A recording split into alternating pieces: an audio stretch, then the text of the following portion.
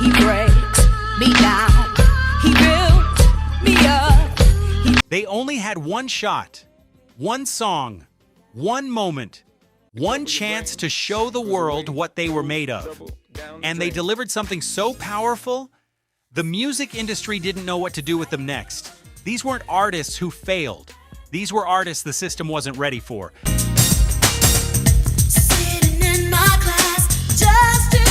Voices that deserved decades, given only one spotlight. And here's the truth, most people never stop to ask, what if the one-hit wonder wasn't the problem? What if the industry was? 10 songs, 10 stories, and the real reason they never got a second chance. Number 10, Desiree, You Gotta Be. Don't be ashamed to cry. You gotta be bad. Close your eyes for just a second and go back to 1994 with me. Maybe you're in your car. Maybe you're getting ready in the morning. Maybe life is pressing down on you in that particular way it does sometimes, when everything feels uncertain and you don't know what the next step looks like, and then this comes on.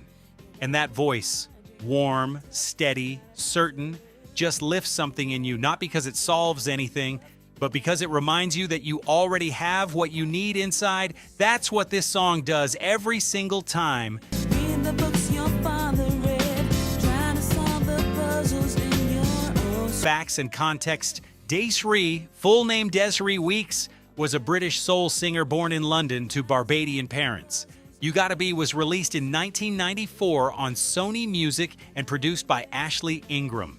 Well, the song is a direct conversation between the singer and the listener, telling you to be brave, be wiser, be hard, be tough, be cool. It's not a love song in the traditional sense. It's a survival song. It's a pep talk wrapped in a groove. It reached number 5 on the US Billboard Hot 100 and performed strongly across Europe.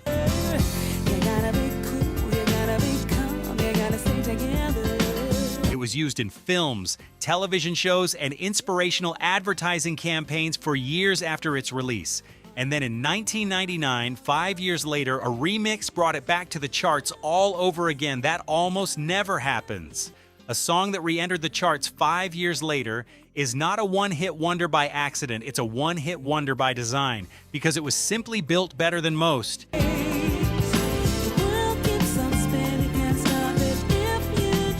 Here's something that gets overlooked. Desiree had been signed to Sony for years before this record landed. She had released an earlier album called Mind Adventures in 1992 that had some success in the UK, but never quite broke through globally. She was not a newcomer stumbling into a hit. She was a seasoned artist who had been quietly refining her craft, and You Gotta Be was the result of real patience and real work. Go ahead, release your fears, my, oh my. Sometimes overnight success takes 4 years of invisible preparation. Why it faded after this record, Desiree continued releasing music, including a 1998 album called Supernatural that contained the song Life, which became a UK hit and brought her back briefly into the spotlight.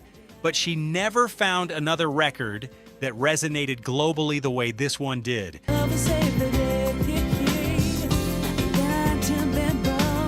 The inspirational R&B lane she occupied was a narrow one, and as the late 90s moved into harder urban sounds and the early 2000s brought new energy, her particular warmth became harder for the mainstream to place. She deserved a longer run, but You Gotta Be is still playing somewhere right now.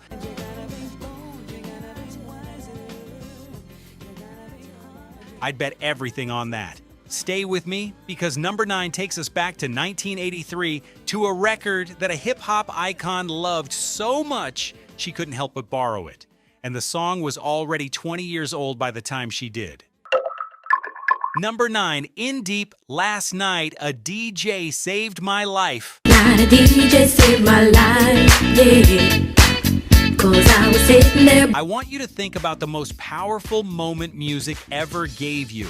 Not a concert necessarily, not an album, just a moment.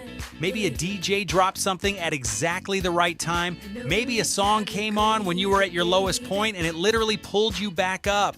That's what this record is about. and they put that feeling into a groove in 1983 that still works today. And if it wasn't for the music, I don't. Facts and Context In Deep was a New York group featuring vocalist Michael Cleveland alongside Rosemarie Ramsey and Reginald Webb. They released Last Night a DJ Saved My Life in 1983 on Sound of New York Records, right in the heart of a moment when R&B, dance music, and the emerging DJ culture were all crashing into each other and creating something brand new. You know, I hopped into my car, didn't get very far, no. The song is beautifully simple in its message.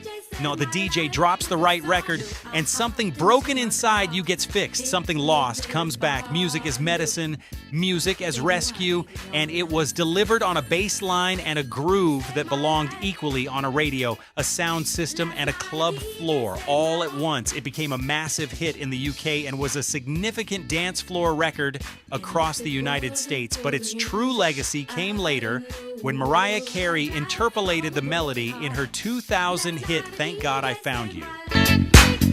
But I was trapped in love with you, and I didn't know what to do. When Mariah Carey reaches back 20 years to pull your melody into one of her records, that is a form of respect that no chart position can match. The phrase, "a DJ saved my life," became almost a cultural shorthand in club culture. DJ culture embraced this record like it was their anthem, because in many ways it was. Not a DJ saved my life with a song. But it was one of the first mainstream R&B songs to put the DJ at the center of the story, not the singer, not the lover, the DJ. That was quietly revolutionary in 1983, and it planted a seed that grew into an entire era of music. It's not a problem that I can't fix, because I can do it. Why it faded. In Deep never released another record that found this level of audience. The group's commercial momentum didn't survive the rapidly shifting landscape of mid-80s R&B and pop. Distribution limitations and the absence of a follow-up with the same crossover appeal meant that the mainstream moved on before the group could establish themselves as a lasting presence.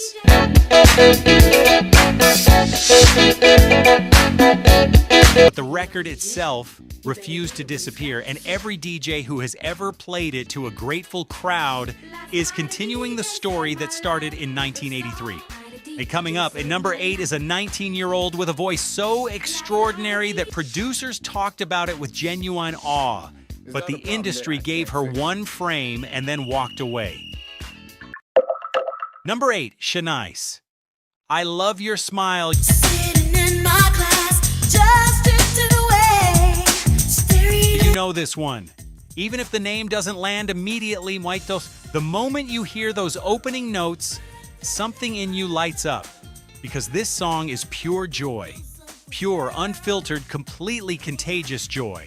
And that is actually much harder to make than sadness. Sadness writes itself. Joy, real, had that gift at 19 years old, and she used every bit of it on this record. Facts and Context. Shanice Wilson, at recording as simply Shanice, released I Love Your Smile in 1991 on Motown Records. The song was produced by James M. Toome, a legendary figure in soul and R&B who had worked with Miles Davis, Marvin Gaye, and Stephanie Mills before channeling his genius into this track.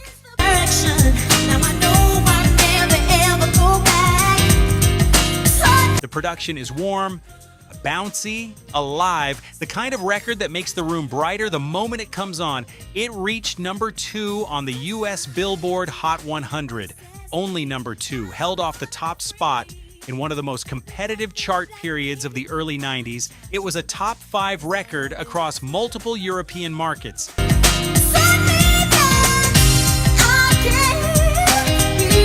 He won a Soul Train Music Award for it, and it became one of those songs that worked in every context: radio, clubs, TV, films, commercials. What makes it even more impressive is this: Shanice had a documented 5-octave vocal range.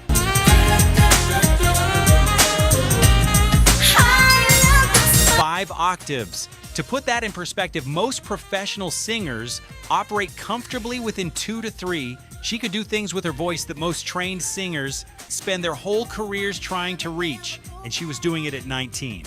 Shanice had actually been in the music industry since she was a child, appearing in commercials and demonstrating her abilities from a very young age. She was not a discovery. She was a development.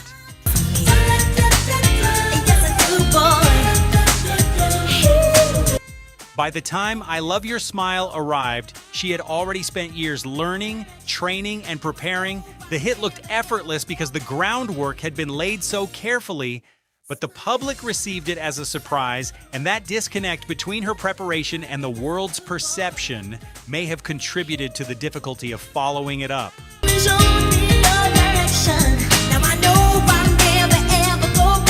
Why it faded, Shanice released more music. She had minor chart entries afterwards, including Saving Forever for You from the Beverly Hills 90210 soundtrack, which gave her a small commercial moment, but the mainstream never re-embraced her the way it did on that first hit.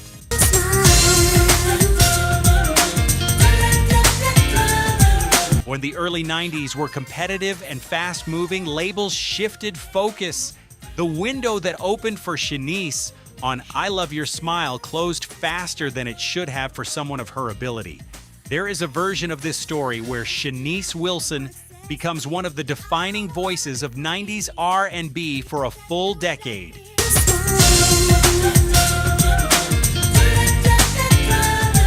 The talent was absolutely there. The industry simply didn't build the runway long enough for her to use it.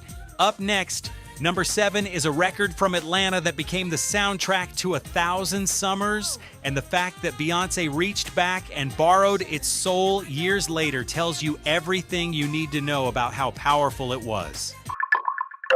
Number 7, Ghost Town DJs, My Boo.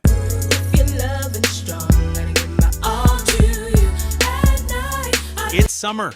It doesn't matter which summer. Pick one where you were happy. There's warmth in the air, people around you, someone you cared about nearby, and then this bass line rolls in. And everything gets a little softer, a little sweeter, a little slower.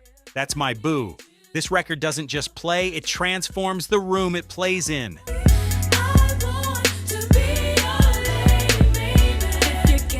Facts and context.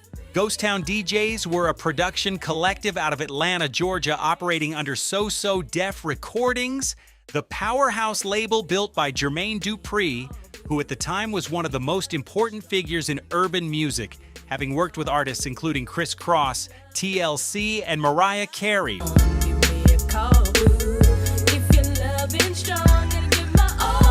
Released in 1996, while My Boo was built on a Miami bass-influenced groove with a vocal hook so undeniably warm and inviting that people were singing along before the first chorus even landed. The song is a simple, direct declaration of love. This person is my person, my boo. And nothing about that is complicated.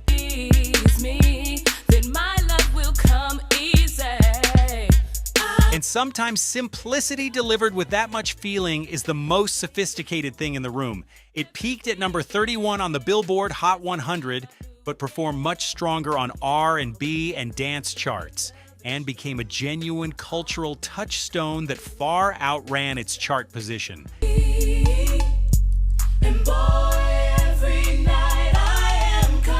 And then Beyoncé reached back in 2011 and interpolated its soul into Countdown, one of the most acclaimed tracks from her 4 album. When Beyoncé uses your groove 15 years later, you have made something permanent. You know, the story of how this record blew up is a beautiful example of organic word-of-mouth power.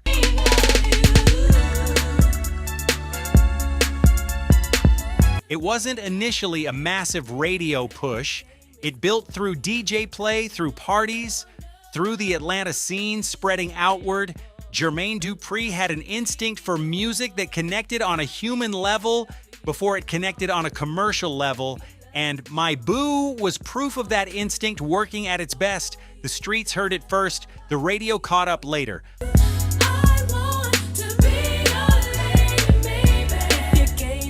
Why It Faded. Ghost Town DJs never released a follow-up single that found the same audience. The So-So Def Machine had many artists to develop and promote, and without a sustained push behind a second record, the group's commercial moment passed quickly. The landscape of late 90s R&B was moving fast, and production collectives without a singular front person were often the first to get left behind when label priorities shifted. But you cannot silence a bass line that good.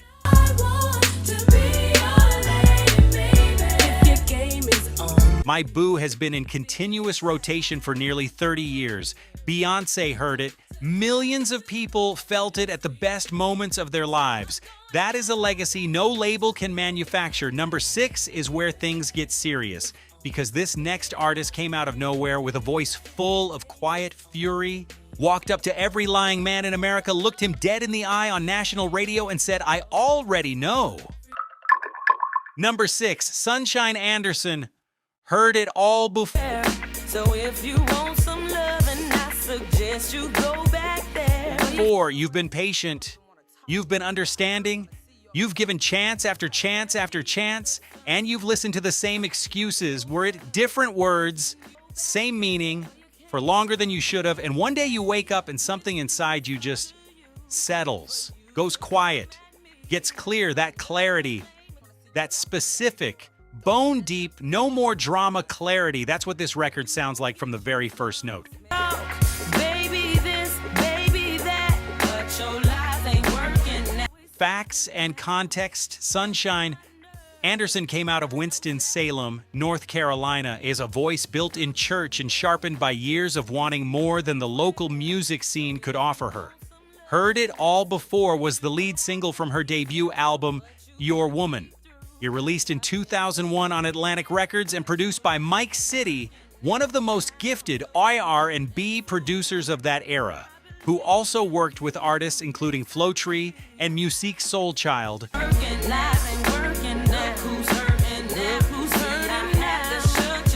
The song is a masterclass in controlled emotion.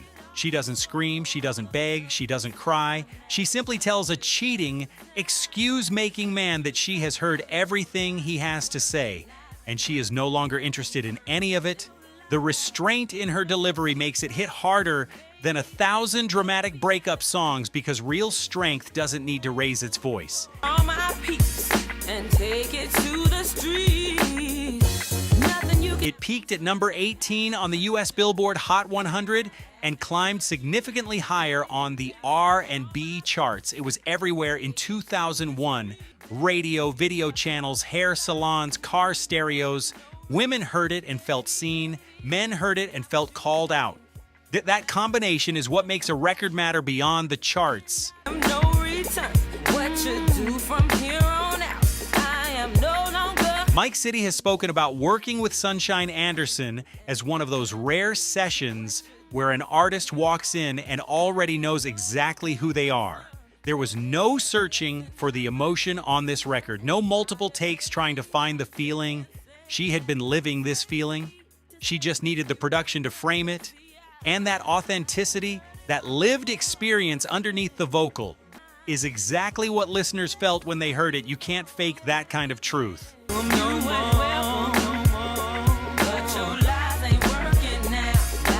Why It Faded, Sunshine Anderson's follow-up singles didn't connect the way this one did. Atlantic Records continued to push her, but the momentum that Heard It All Before had built didn't translate into sustained chart success for the album's later singles. Now the early 2000s were a crowded space for female R&B voices, and without that second defining moment, the mainstream conversation moved forward without her.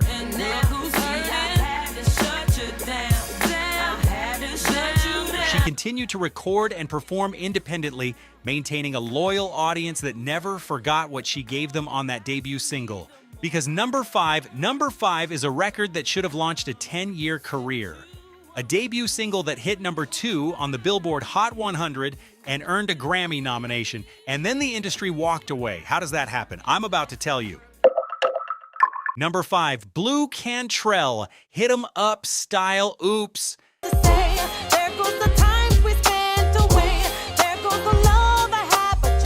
let me ask you something. Have you ever heard a revenge song so smooth, so breezy, so musically beautiful that you almost forgot it was about total financial destruction? Because that is the magic trick this record pulls off. It wraps something sharp inside something sweet. And by the time you realize what she's actually singing about, you're already singing along. That is a rare and specific kind of genius. So you better let him know that if he mess up, you gotta hit him up. Facts and context. Blue Cantrell, born Tiffany Cantrell in Providence, Rhode Island, came into the music world in 2001 with a debut single that landed like a summer storm. Hit 'em Up Style was released on Arista Records and written and produced by Dallas Austin, one of the most important producers in 90s and early 2000s R&B and pop. Responsible for landmark records by TLC, Monica, Boyz II Men, and Destiny's Child. This is what you want. The production samples a melodic snippet from Frank Sinatra's The Boys' Night Out and wraps it in a breezy, almost playful arrangement that makes spending a cheating man's entire bank account sound like the most reasonable thing in the world. The song is funny, it's empowering, it's sonically gorgeous, and it's completely unapologetically about revenge served warm rather than cold.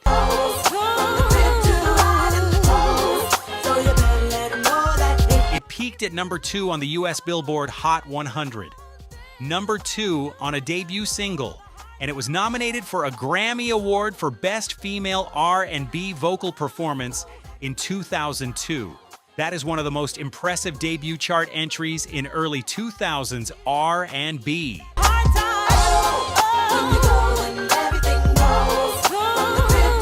Well, Dallas Austin has worked with some of the biggest names in music, and he has talked about the production of this track as a deliberate creative risk.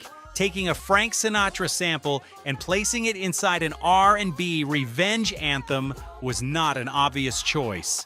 The genres don't naturally touch, but that tension between the smooth old Hollywood feel of the sample and the very modern, very direct lyrical content is exactly what made the record so distinctive. Used to trust each other and all of the things I saw. It sounded like nothing else on radio at the time, and that uniqueness was both its greatest strength and, as we'll see, part of why it was hard to follow.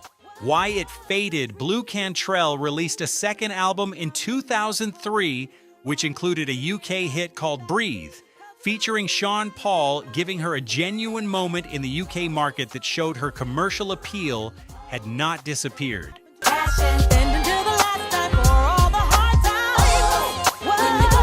Yeah, but the US mainstream never received her second era the way it received the first. Arista Records went through significant structural changes in this period. The label was essentially restructured under its parent company, and many artists found themselves without the promotional infrastructure that had supported their debut.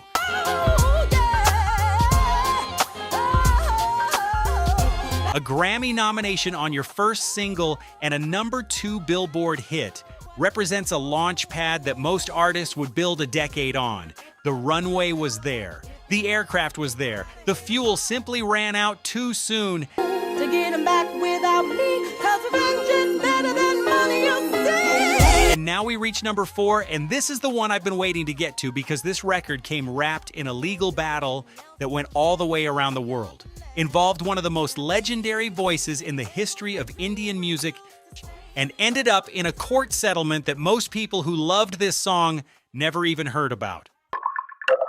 Number 4, Truth Hurts, Addictive. My love, I like it rough. We bust, we bust. Yes, I promised you a story with this one, and I'm going to give it to you in full. But first, go back to the summer of 2002 with me for just a moment.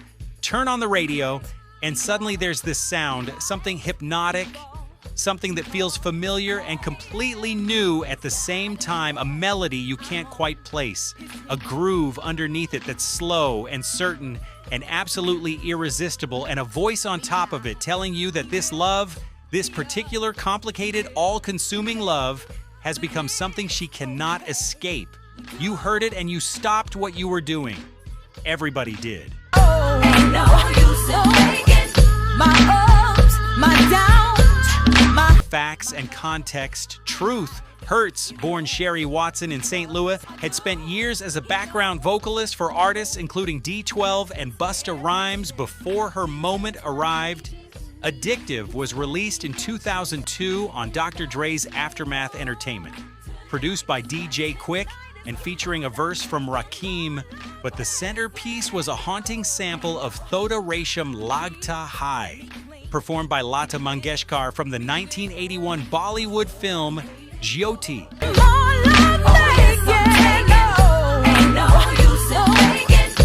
That ancient, gorgeous melody looping underneath a contemporary R&B groove created something genuinely unlike anything else on radio. It peaked at number 4 on the US Billboard Hot 100. Now here's the story within the story.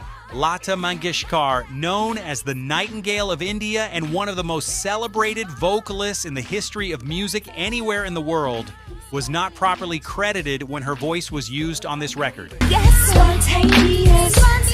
He's so persuasive. Her representatives filed a lawsuit after the song became a hit. There are different versions of exactly what happened. Some accounts describe it as a clearance dispute. Others point to an oversight in the process. What's clear is that the lawsuit was real, the controversy was significant, and it was eventually settled out of court quietly. He's got me anxious. He's what I waited for. For Lata Mangeshkar, who had spent 50 years building one of the most extraordinary musical legacies in the world, this was about respect and acknowledgement, not just money. For Truth Hurts, who had no involvement in the sample clearance process and was simply doing her job, the controversy attached itself to her name in ways that were deeply unfair. The shadow it cast changed the conversation around her debut. Spontaneous. He's so persuasive.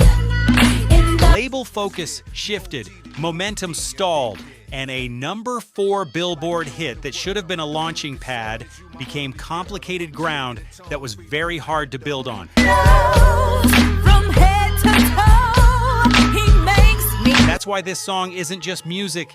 It's a reminder that in this industry, the artist is often the last person with any real control over what happens to their own name. Number 3 is about a woman who walked into the room in 1995 and said things on record the industry wasn't ready to hear and paid the price, but the culture never forgot. The culture always catches up. Number 3, Adina Howard, Freak Like Me. I want a freak in the morning, a freak in the evening, just like me. In 1995, there was a very specific and very narrow set of things a woman was allowed to say about herself on record. The industry had unspoken rules about how a woman should present herself to be taken seriously. Adina Howard crossed every single one of those lines, deliberately, confidently, without one apology. Come on and I will take you around the hood on a gangsta lean. Facts and Context, released in 1995 on East West Records and produced by Ricky Walters. Freak Like Me is a hip-hop soul track that said exactly what it wanted to say, out loud on mainstream radio, about female desire and autonomy. It soared to number 2 on the US Billboard Hot 100. 'Cause I'm that kind of girl. I got a freaky secret, everybody sings. Women heard it and felt free. The industry heard it and didn't know what to do with what it had on its hands. The Sugar Babies built a UK number 1 around its DNA in 2002. A full documentary was made about this song's cultural impact in 2015, 20 years after its release. A number 2 hit that inspired a documentary 2 decades later is not a one-hit wonder. That's a cultural landmark. All the flavor you need. I got you shook up on your knees, 'cause it's all. The pushback she received from radio programmers and label figures who were uncomfortable with her message actually made the record stronger on the streets. When the industry tries to suppress something real, the people hold it tighter. The organic love for this record was ferocious precisely because the gatekeepers were nervous about it. Around the hood on a gangsta league. Why It Faded, East West Records never gave her the sustained promotional support that a #2 debut deserved. Industry discomfort with her image and message limited her commercial trajectory in ways that had nothing to do with her talent and everything to do with the era she was operating in.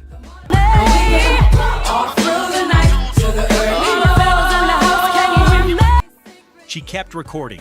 The mainstream door stayed mostly shut, but the culture spent the next 30 years slowly arriving at exactly what she was already saying.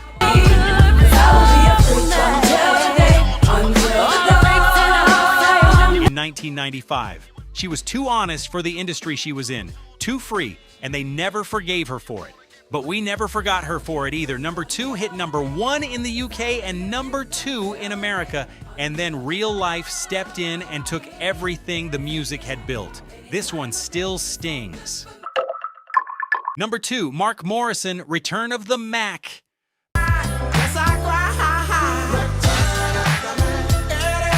The moment that beat drops, you already know how it makes you feel. Tall, unbothered, like something tried to break you and didn't finish the job. That feeling is what this record is built from. Baby, when you broke my heart, that I had to come again. Facts and context. Mark Morrison grew up in Leicester, England. Born in Germany to a Barbadian family, Return of the Mac arrived in 1996 on WEA Records, written and produced by Morrison himself alongside Phil Chill. Oh my God, here I am. It hit #2 on the US Billboard Hot 100 and #1 in the UK. It has been sampled and replayed across nearly 30 years, and it still works on every playlist, every party, every generation, because real confidence never goes out of style. What you do, your life of mine, all this pain you say. He built this record himself. No major US production team, no big cosigns, just the song. And it went to #1 in the UK and #2 in America on pure musical merit alone. For a black British artist in 1996, that was extraordinary. Your life of mine, she said she'd never turn on me. Your life. Why It Faded, legal troubles in the UK pulled him completely off his momentum at the exact moment his career needed him visible and present. The industry didn't wait. The window closed. The decade-long career this record deserved was interrupted before it properly started, through circumstances that had nothing to do with his music. Stop lying about your big break. He wrote a song about coming back from something that tried to break you, and then life made him live it for real. And #1, 3 legends, 1 group, 1 album, and a story that R&B never fully recovered from. If this song just hit you in that quiet place, don't let this moment be a one-time thing. Subscribe to Demo. We're building a home for real R&B and soul. The kind that heals, the kind that tells the truth. Hit subscribe and come back whenever you need a song that understands you. #1, Lucy Pearl, Dance Tonight.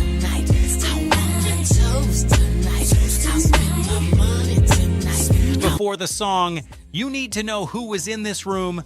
Raphael Sadiq, Dawn Robinson from En Vogue, Ali Shaheed Muhammad from A Tribe Called Quest. 3 separate legacies, 1 group, 1 album, 1 chance. Won't go there. Bottles popping in the air. They'll be screaming, I don't care. Facts and context. Released in 2000 on Beyond Music through Elektra Records, Dance Tonight peaked at #5 on the R&B charts and entered the Billboard Hot 100 Top 40. The production was warm and deeply rooted in soul tradition.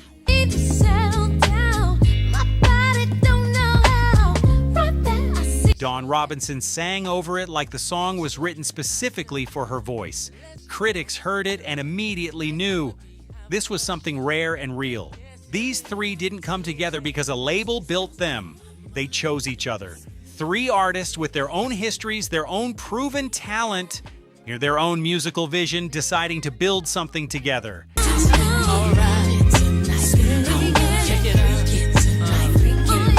That intention produces a different kind of record, and the audience felt it every time. Why it faded, Dawn Robinson departed before a second album could happen. Creative tensions between 3 strong, independent artists made continuing impossible. The group dissolved. The follow-up never came.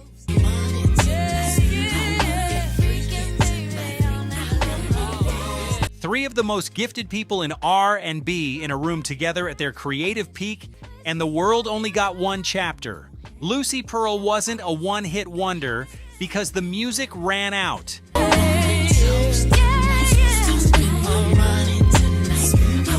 They were a one-hit wonder because the people around the music couldn't hold it together long enough. Dance Tonight is a beginning with no middle.